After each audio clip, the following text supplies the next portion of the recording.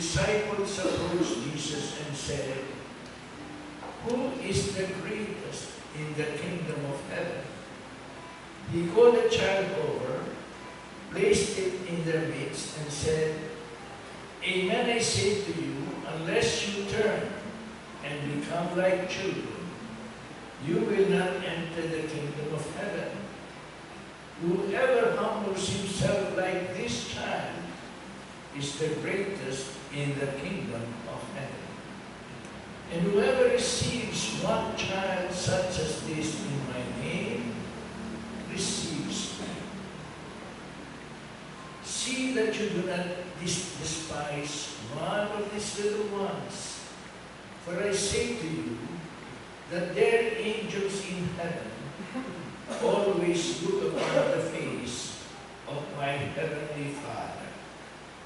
Mabalik po kami yun kay San Marcos, ikasyam na. They came to Capernaum, and once inside the house, he began to ask them, "What were you arguing about on the way?" But they remained silent. They had been discussing among themselves on the way who was the greatest. Then he sat down, called the 12, and said to them, "If anyone wishes to be first, he shall be the last of all, and the servant of all." Taking a child, he placed it in their midst, and putting his arms around it, he said to them, "Whoever receives one child such as this in my name receives me, and whoever receives me receives not me, but the one who sent me." The Gospel of the Lord. Praise to you, Lord Jesus Christ. Tayo. Sa kanya pong liham, sa people of God, kung lumabas na, pulutok ito, nangyari sa investigasyon sa Pennsylvania, sa USA, ay sinabi ni Pope Francis na ang ugat ng clerical abuse ay clericalism and the abuse of power. Dalawang clericalism and the abuse of power. At gusto natin tingnan ito ngayon at i-address natin para makita natin kung saan nagkamali. At hanggang ngayon, nagkakamali po ang marami sa mga kaparihan, lalo na pagdating sa clericalism na tinatawag. Ano po ba yung clericalism? Ano po ba madalas na naintindihan sa clericalism? Ito, pero mga diba, isang bayan ng Diyos. May mga laiko, may mga taong konsagrado, may mga pari.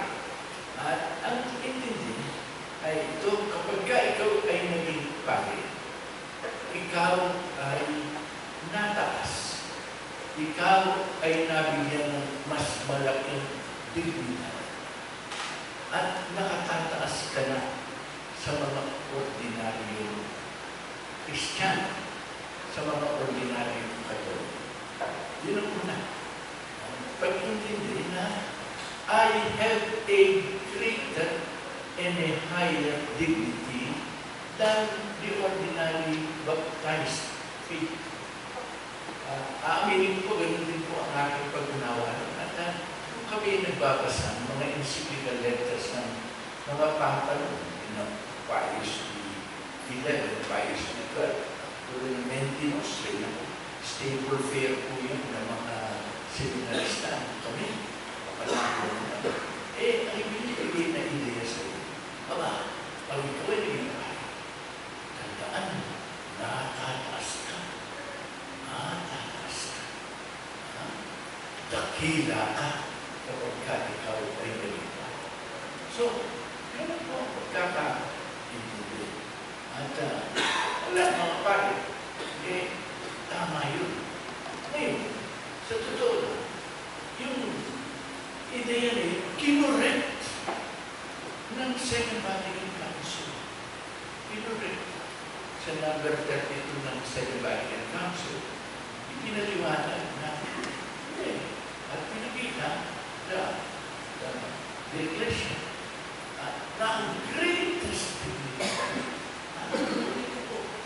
greatest dignity na makamdan ng isang tao, maging dito sa lupa, maging sa kalangitan, ang pinakamataas na dangal o dignidad ng tao ay ang dangal na nakakamtan niya pag siya ay nabinyagan. Pag siya ay nabinyagan, nagiging anak siya ng Diyos at wala ng tataas na dignity sa pagiging anak ng Diyos. Maging dito sa lupa, maging sa langit. Sa langit po, tayo ay nakikita, gusto natin kailangan bilang mga anak ng Diyos. Alam niyo po, kaya magagal, pagdating po sa langit, wala na po pada-pada po, wala na silang, wala na po bisto, wala na cardinal, wala na papa. Kung meron pa papa, ang dami mga papa. Ang dami ng mga papa. Baka mag-away-away patuloy sila. Kapag wala na, itong hierarchical framework na ay mag-collapse.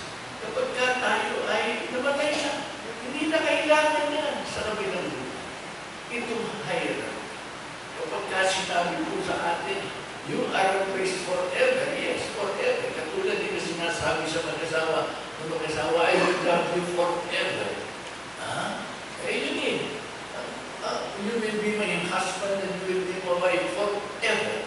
Ang gusto sabihin mo, hanggang kamatayan, pagdating mo sa kabilang buhay, hindi ka sasalubunin si Peter sabihin, Your Excellency, dito po po ninyo dahil kayo ay ubis. Hindi mo. Wala na yun. Kanya, bagamat sinasabi natin, kadalasan tayo, Bishop, Cardinal, Highness, kahit pagdating sa itaas, wala ng Cardinal Highness. Maalala na doon yung Cardinal Sin. Sin ng Cardinal. Pero hindi na maalala. Hindi na yung titulo.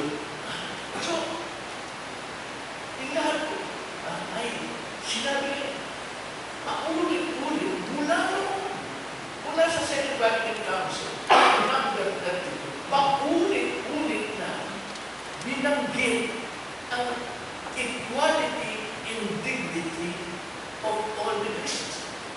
Si Bishop po, Bishop Benedictine, ito para sa inyo na, I was nakikinig sa inyo, ito po, dito sa mula number page 38 ay sinasabi ko para maburangan maling ideya sinasabi ko yung iba-ibang mga